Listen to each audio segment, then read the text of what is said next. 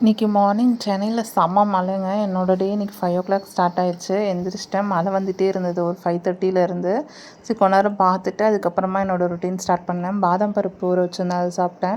மாடிக்கு போய் பார்க்கலாமேன்னு பார்த்தா 2 காக்கா உட்காந்துருந்தது. நான் போனதுக்கே ஒரு காக்கா போயிடுச்சு. சரி இன்னொன்றும் போயிடுமே மழையில் அப்படின்னு சொல்லிட்டு விட்டுட்டேன். கொஞ்சம் வாக் மட்டும் பண்ணிட்டு வந்தேன். அவங்க பாருங்கள், ஒரு குட்டி பூனை மலைக்கு ஒதுங்கி எவ்வளோ பாவமாக உட்காந்துட்ருக்கு. அதுக்கப்புறம் கொஞ்ச நேரம் மழையை பார்த்துட்டு போய் குளிச்சுட்டு வந்துட்டு சாமி கும்பிட்டேன். சாமி பூஜையெல்லாம் முடிச்சுட்டு அதுக்கப்புறமா பிரேக்ஃபாஸ்ட் செய்ய ஆரம்பிச்சிட்டேன். இன்றைக்கி எங்களோட பிரேக்ஃபாஸ்ட் வந்து சப்பாத்தி, வெள்ளை சுண்டல் குழம்பு இதுதான் வச்சுருந்தேன். குழம்பு சூப்பராகவே வந்திருந்தது, நானே எதிர்பார்க்கல.